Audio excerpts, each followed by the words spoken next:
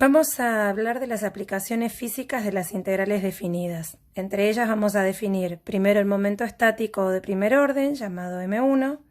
Segundo, el centro de gravedad o baricentro, llamado G. Y si estamos en el plano tendrá dos coordenadas, coordenada X y coordenada Y del centro de gravedad.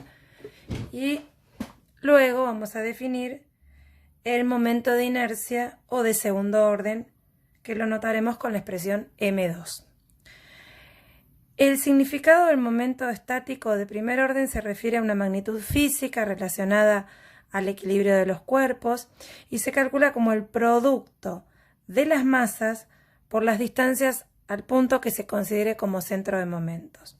¿Qué quiere decir esto? Si tenemos un sistema de masas y consideramos un punto O cualquiera de ese sistema de masas, cada masa se encuentra ubicada a una cierta distancia desde ese punto O, que lo vamos a llamar centro de momentos. La masa 1 se encuentra a una distancia de 1 del centro de momentos, la masa 2 se encuentra a una distancia de 2, la 3 a una distancia de 3, etc. Podríamos tener, de hecho, n masas. En consecuencia, el momento de primer orden respecto del punto O se calculará como la suma desde la primera hasta la última masa de el producto de cada masa por la distancia entre la posición de esa masa y el punto que se haya considerado como centro de momentos. Si esta cuenta, este cálculo, terminara dando 0, indicará que el cuerpo está en equilibrio y en consecuencia, cuando dé distinto de 0, indicará que el cuerpo no está en equilibrio. La segunda magnitud física, como habíamos dicho, era el centro de gravedad o baricentro. ¿Qué es el centro de gravedad o baricentro? Es un punto ficticio de un cuerpo donde se considera concentrada toda la masa del cuerpo, es decir, es un punto que se comporta como si toda la masa del cuerpo estuviera concentrada en él. Y está relacionado con el momento estático, con el hecho de que si se calcula el momento de primer orden o estático respecto a este punto, a este centro de gravedad, el momento estático dará 0.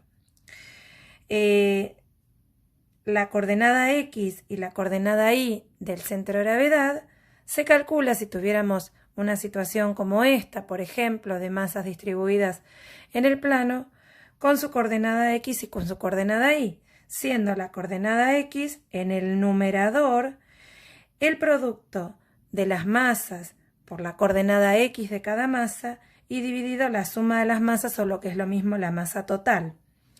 Y en la coordenada Y, en el numerador, el producto de cada masa por su cada coordenada Y en el plano, sumado esto sobre todas las masas y dividido de nuevo sobre la suma de todas las masas o la masa total.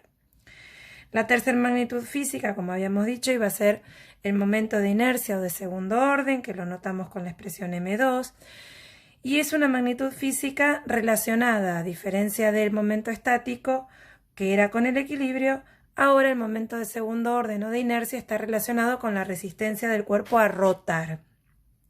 Por ejemplo, si consideramos esta situación de una esfera que la dejamos caer en un plano inclinado, la esfera tendrá menor resistencia a caer y a rotar que la que tendrá, por ejemplo, si colocamos un cubo.